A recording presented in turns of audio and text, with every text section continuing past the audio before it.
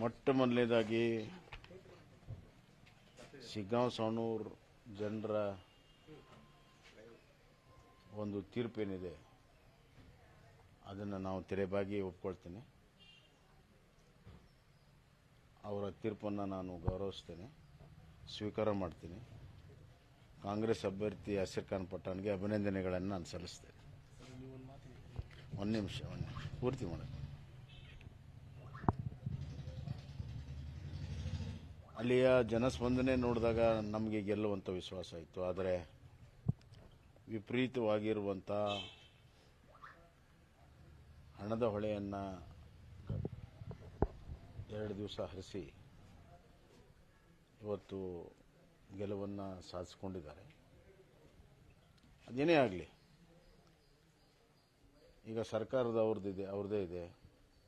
ಆಡಳಿತ ಪಕ್ಷದ ಶಾಸಕರು ಜನ ಆಯ್ಕೆ ಮಾಡಿದ್ದಾರೆ. ಶಿಗ್ಗಾಂವ್ ಸವಣೂರು ಕ್ಷೇತ್ರ ಸಾಕಷ್ಟು ಅಭಿವೃದ್ಧಿಯನ್ನು ಮಾಡಿದ್ದೇವೆ. ಆ ಅಭಿವೃದ್ಧಿಯ ಒಂದು ಪರ್ವ ಮುಂದುವರಿಲಿ ಅಂತ ನಾನು ಹಾರೈಕೆ ಮಾಡ್ತೀನಿ. ಮತ್ತು ಶಿಗ್ಗಾಂವ್ ಸವಣೂರು ತಾಲೂಕಿನ ಜನರಿಗೆ ಒಳ್ಳೆಯದಾಗಲಿ ಅಂತ ನಾನು ಬಯಸ್ತೇನೆ.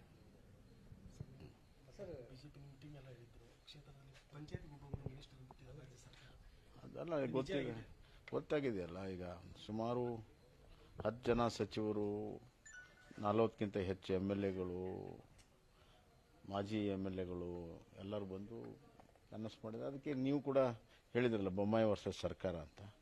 ಇಲ್ಲಿ ಸರ್ಕಾರದ ಯಂತ್ರ, ಹಣ, ಅದರ ಲಾಭದಿಂದ ಅವ್ರು ಗೆದ್ದಿದ್ದಾರೆ.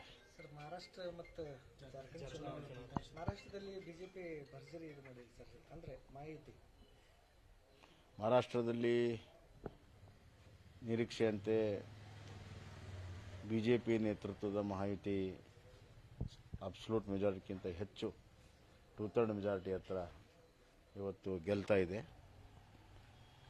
ನಮ್ಮ ಪ್ರಧಾನಮಂತ್ರಿಗಳ ನರೇಂದ್ರ ಮೋದಿ ಅವರ ನೇತೃತ್ವ ಮತ್ತು ಮಹಾರಾಷ್ಟ್ರದಲ್ಲಿ 3 ಪಕ್ಷಗಳಲ್ಲಿರುವಂಥ ಒಕ್ಕಟ್ಟು, ಪ್ರತಿಯೊಬ್ಬರು ತಮ್ಮ ತಮ್ಮ ಓಟುಗಳನ್ನು ಟ್ರಾನ್ಸ್ಫರ್ ಮಾಡೋ ಮುಖಾಂತರ ಏನೋ ಒಂದು ಅವ್ರ ನಡುವೆ ಸಹಕಾರ ಇತ್ತು. ಆ ಸಹಕಾರದಿಂದ ಮತ್ತು ಕಳೆದ 3 ವರ್ಷದ ಸರ್ಕಾರದ ಪರ್ಫಾರ್ಮೆನ್ಸ್ ಆಧಾರದ ಮೇಲೆ ಇವತ್ತು ಮಹಾರಾಷ್ಟ್ರದಲ್ಲಿ ಭಾಳ ದೊಡ್ಡ ಪ್ರಮಾಣದ ಜಯ ಇವತ್ತು ಸಿಕ್ಕಿದೆ.